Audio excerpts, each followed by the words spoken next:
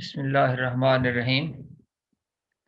Students BS botany, zoology, physical chemistry में हमने chemical equilibrium का जो चैप्टर स्टार्ट किया हुआ है, तो इक्विलिब्रियम कांस्टेंट एक्सप्रेशन या उसकी डेरिवेशन और उससे रिलेटेड जो न्यूमेरिकल्स हैं, ये आज का हमारा लेक्चर है। आगाज करते हैं। देखिए इसका application of the law of mass action to homogeneous gaseous equilibrium. इसमें देखें कि रिएक्टेंट प्रोडक्ट दोनों गैसेस फॉर्म में है। 2HI को डिकम्पोज हम कर रहे हैं H2I2 में, नाइट्रोजन ऑक्सीजन 2NO में। तो देखें, जब ये रिएक्शन लिख दिया आपने, तरीक़ेकार इसके ये हुआ, और जिस वक्त टाइम ज़ीरो है उस वक्त इसके A मोल है और इसके B मोल है। अगर आप वॉल्यूम से डिवाइड कर दें V से, और जब उसकी इक्विलिब्रियम एस्टेब्लिश हो जाए, वो लास्ट लेक्चर को अगर आप ध्यान रखें, तो जो प्रोडक्ट है वो 2x कहलाएगा। ए में कितनी कमी हुई, a माइनस एक्स। बी में कितनी कमी हुई, b माइनस एक्स।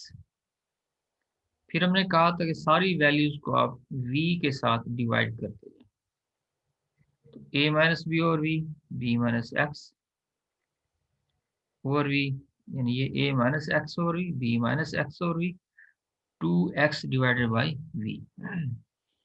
अब नेक्स्ट क्या करना है हमने कि केसी एक्सप्रेशन लिखें और उसमें इन वैल्यूज को पुटअप करते जाएं। ये देखें, केसी एक्सप्रेशन लिखा हमने, उसमें उनकी वैल्यूज को पुटअप कर दिया, ये केसी की वैल्यू आ गई। It should be noted that the volume V does not appear in the equation. This is true for all reaction in which the number of moles of the reactant and the product are equal. Delta N is zero. Thus, the change in pressure or volume has no effect on the equilibrium. The equilibrium constant can be expressed in terms of partial pressure of the reactants and the products. तो वही बात, initial constant A B zero, ये A minus X, B minus X, 2x at equilibrium. और अच्छा, इसमें हम क्या करेंगे कि इक्विलिब्रियम पर टोटल नंबर ऑफ मोल्स हम फाइंड कर लेंगे। तो हाइड्रोजन के ए माइनस एक्स, आयोडीन के बी माइनस एक्स, और प्रोडक्ट के कितने हो गए, 2x। यानी कंटेनर के अंदर ये सारी चीजें मौजूद हैं, इन सब का मजमुआ क्या हो जाएगा, ए प्लस बी। ये एक्स से एक्स कैंसिल हो गया, यानी मनफी 2x और प्लस 2x, तो बाकी ए प्लस बी बच गया ना।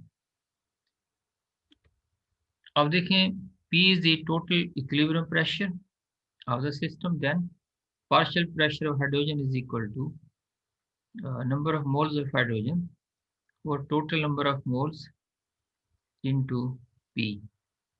तो A माइनस एक्स और A plus B into P आ जाएगा। बस ये partial pressure of iodine B minus X A plus B into P, partial pressure of HI 2x और A plus B into P. इन सब वैल्यूज को यहाँ पुट अप कर दें, यानी ये इक्वेशन आ गई ना उसकी, इस इक्वेशन में इन वैल्यूज को आप पुट अप कर दें, तो ये इसका आंसर आ गया कि के P is equal to 2x और a प्लस बी पी का स्क्वायर। ये वैल्यूज पुट अप ही करनी है ना, तो इक्वेशन 14, 15 और आइडेंटिकल, के पी के सी के बराबर होगा। Determination of equilibrium constant requires the equilibrium constants or partial pressure of the reactants and the products. The equilibrium constants are determined without affecting the equilibrium state.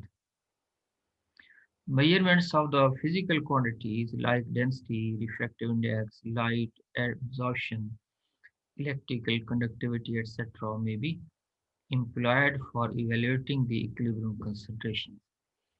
In these cases, the equilibrium state is not affected. Chemical methods when employed for analysis of the reaction, mixer should ensure that the reaction is completely stopped at equilibrium. This is done by sudden chilling of the reaction mixer.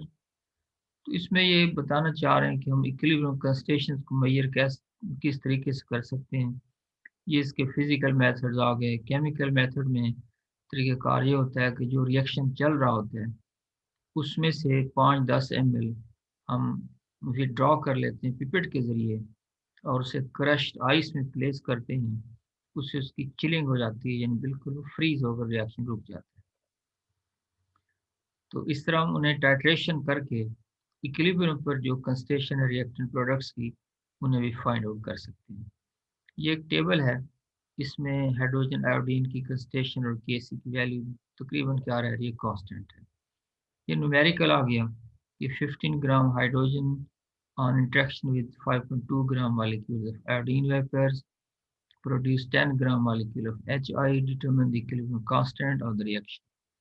तो ये वही आप तरीका अपनाएंगे, A B इसकी 0, ये 2x, A minus X, B minus x,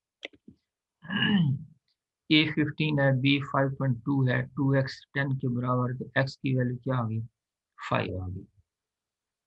तो इस तरह से ये x की वैल्यू निकाल के इनमें से आप उसमें मनफी करते जाएं, ये इनकी इक्विलिब्रियम कंस्टेंट पुट अप कर दें, आंसर के 5050 के बराबर आ गया। फिर एक और न्यूमेरिकल है ये, इसमें भी हाइड्रोजन आयोडीन ए और बी हैं, A minus X, B minus X, hydrogen की 6 मोल हैं और आयोडीन के 3 मोल हैं। ये वैल्यूज दी हुई है ना ऊपर, तो ये भी देखो उसी तरह आप इन्हें भी कैलकुलेट करें। तो फाइनल जो इक्वेशन हमारे पास देखें ना, ये आ रही है इससे 64 आ गई इसकी वैल्यू, 4x² और 6 माइनस एक्स, 3 माइनस एक्स, ये आंसर निकला इसका। अच्छा, इसमें ये क्वाड्रेटिक इक्वेशन बन गई दिस वन। इसे आप क्वाड्रेटिक इक्वेशन से इसकी वैल्यूज को फाइंड आउट करेंगे। अच्छा, ए बी सी जो है उनकी वैल्यूज को इक्वेशन में आपने पुट अप कर देंगे। क्वाड्रेटिक इक्वेशन क्या है, ax² plus bx plus c। इसमें ए की वैल्यू क्या होगी, 5 आ जाएगी, बी की वैल्यू क्या आ जाएगी, -48 आ जाएगी, सी की वैल्यू क्या आ जाएगी, 96 आ जाएगी। तो यहाँ इस फार्मूले में इन वैल्यूज को पुट अप करके आप कैलकुलेशन करेंगे तो एक्स की ये वैल्यू आ गई। तो अब x को वो वहाँ से जो है यानी 6 minus x, 3 minus X, 2x, इनसे रिलेट करके आप वैल्यू जो है ये कंस्टेंट देखें ना, इस तरह से आप इक्विलिब्रियम कंस्टेंट फाइंड कर सकते हैं। अब ये मजीद रिएक्शंस हैं। Gas reactions of such type are those in which the numbers moles of the reactant differ from the number of moles of the product.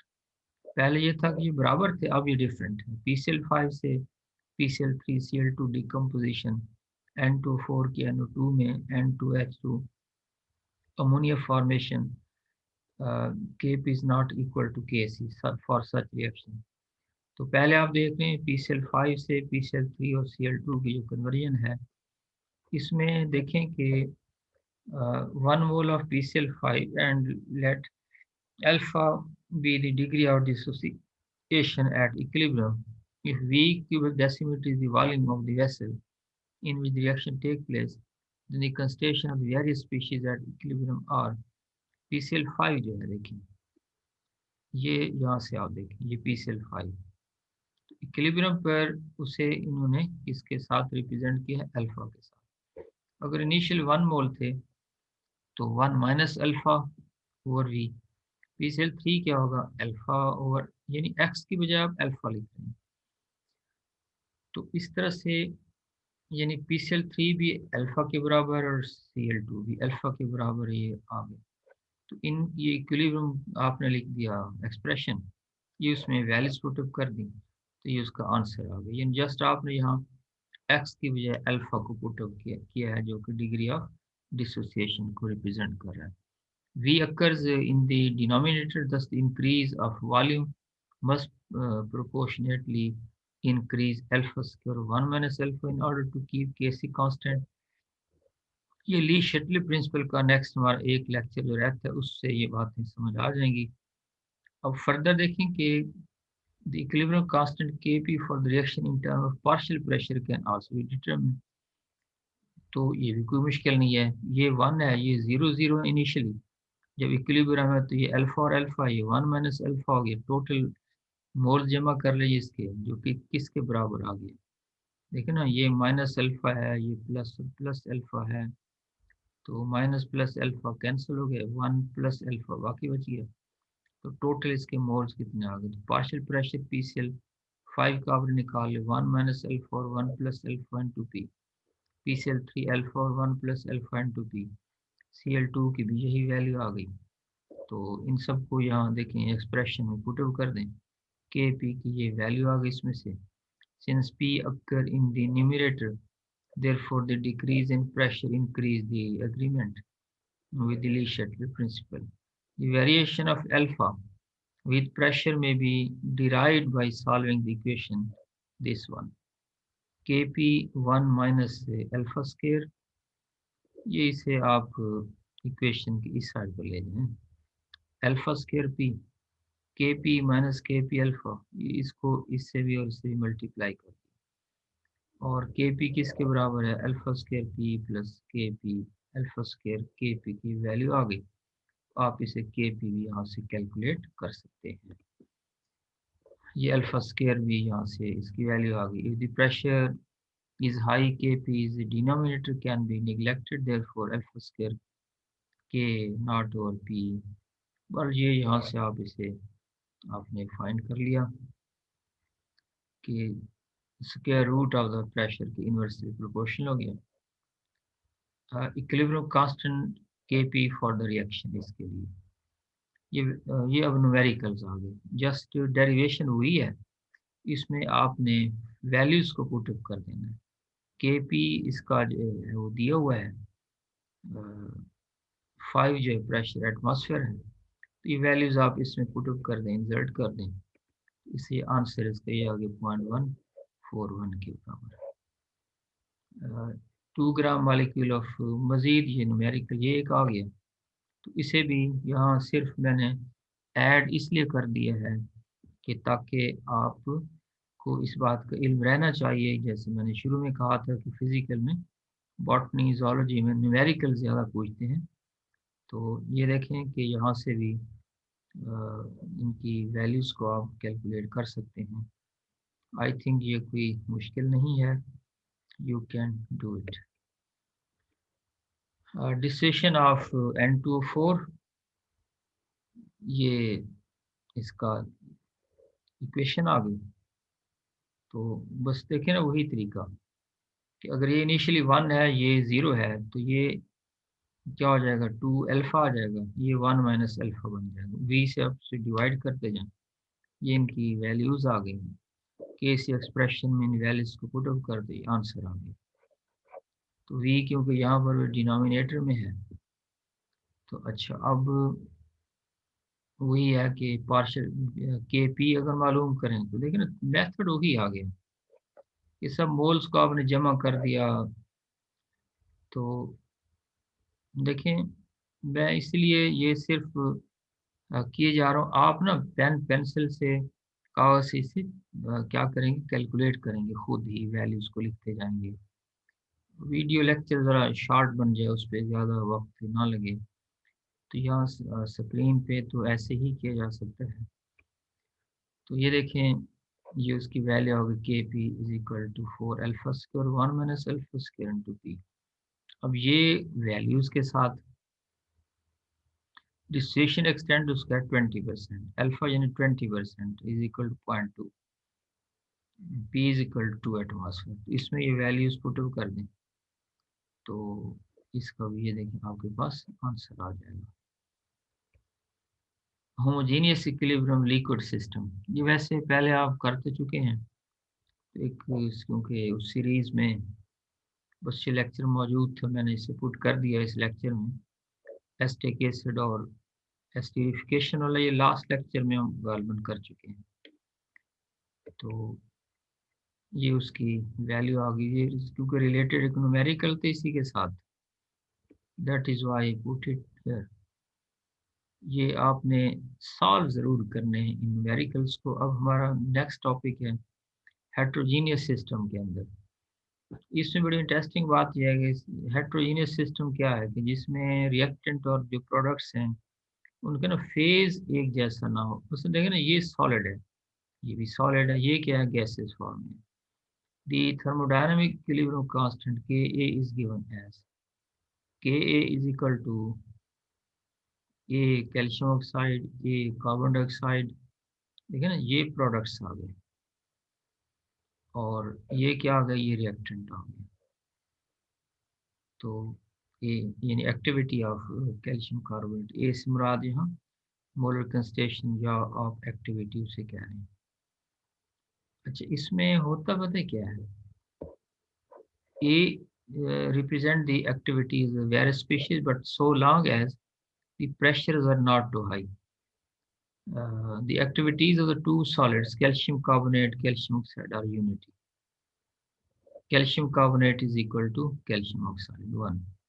So that the above equation become calcium, Ka is equal to activity of CO2 या Kp is equal to CO2. इसमें simply मैं आपको ये बताऊं कि अगर कोई liquid और गैसियस इक्विलिब्रिया है या सॉलिड और गैसियस इक्विलिब्रिया है, ये जैसे हमने यहाँ की हेट्रोजीनियस इक्विलिब्रियम में, ये तो सॉलिड और गैस, अगर यहाँ लिक्विड और गैस हो तो आप सिंपल तरीके से K P will be equal to concentration of this gaseous, जो प्रोडक्ट उसमें होगा।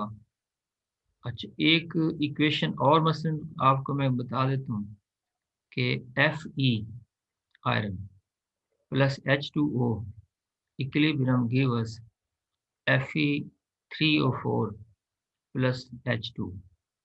दोबारा कह देता हूँ, लिख लेंगे आप, इसमें आ जाएगा Fe यानी आयरन प्लस से 4 water give us Fe3O4 plus से हाइड्रोजन, इसके भी 4 मोल हो जाएंगे, इधर आयरन 3 मोल हो जाएगा।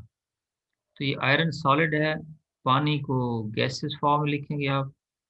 इधर जो Fe3O4 ये भी सॉलिड है, हाइड्रोजन 4 मोल भी सॉलिड होगी, जिसका Kp पता है किसके बराबर होगा, हाइड्रोजन की कंसंट्रेशन उसकी power 4 divide by H2O concentration उसकी पावर 4, बस इसका ये बराबर हो जाए। तो ये इसका एक सिंपल वे है। ये सारी है रिवीजन मैंने की है ये लेक्चर आज का, कि जो स्टूडेंट्स कह रहे थे कि हमें यहाँ से इसकी अल्फा की समझ नहीं आ रही, एक्स की समझ नहीं आ रही, न्यूमेरिकल वैल्यूज समझ नहीं आ रही, तो वो मैंने इसमें दे दिया है। वीडियो टाइम को, लेक्चर को ज़रा शॉर्ट करने के लिए मैंने सिर्फ हिंट्स से ही दिए हैं आपको, बाकी कैलकुलेशन इसके लिए आपने खुद करनी है।